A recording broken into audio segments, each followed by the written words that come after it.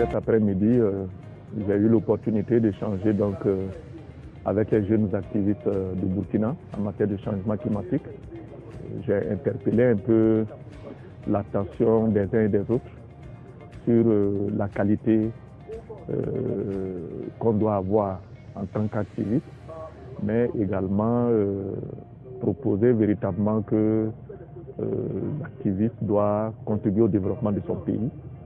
Et de ce point de vue-là, faire une approche auprès donc du gouvernement, représenté par le ministère en charge de l'environnement, voilà, qui gère la question du changement climatique, afin de contribuer véritablement à la gestion de ce dossier-là. Ce que je voudrais que les jeunes retiennent, c'est qu'il constitue un maillon important pour le développement du pays. Et de ce point de vue-là, il faut qu'il se fasse entendre, mais il faut qu'il se documente. Je crois que c'est l'an passé seulement qu'à travers la marche qui a été organisée, j'ai pu comprendre véritablement qu'il y a un groupe d'activistes.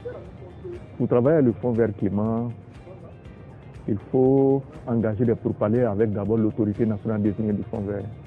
Ce soir, ce qui était important pour nous, c'est permettre aux jeunes d'avoir une meilleure compréhension de ce qu'on appelle le Fonds vert. Voilà.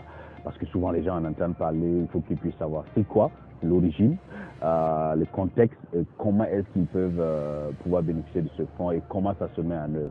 Donc on a eu l'expert Onadia, donc qui est un fin négociateur donc des questions climatiques, pour qu'il vienne aussi partager son expérience avec les jeunes. Et on a voulu un cadre, vous avez vu le cadre est quand même assez sympa, tranquille, et voilà, on n'a pas voulu des choses formelles en termes d'ateliers et tout ça. Ce que je retiens de cette série d'échanges, c'est que quand on parle de justice climatique, c'est qu'il y a une injustice à quelque part.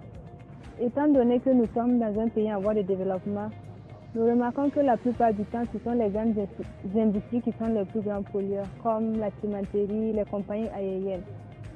Bien vrai qu'il y a cette politique de pollueur-payeur, mais ça ne suffit pas.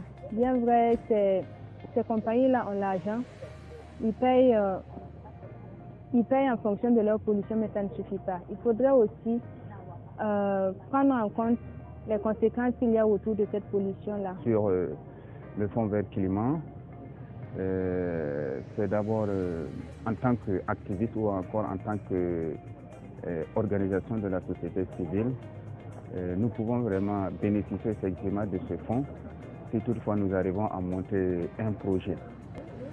Deuxièmement, nous avons aussi appris sur l'injustice que les pays en développement subissent. Voilà, donc c'est-à-dire, notamment effectivement, nous sommes d'abord les pays en développement sont les pays les moins pollueurs, mais qui subissent effectivement beaucoup d'effets de la pollution. Il y a des actions effectivement qu'on peut mener pour mettre la pression. Je peux prendre l'exemple effectivement de la marche climatique. Pour la justice climatique, on a déjà organisé. Donc je peux dire que c'est une sorte de pression qu'on met effectivement, non seulement au plan national et aussi au plan international.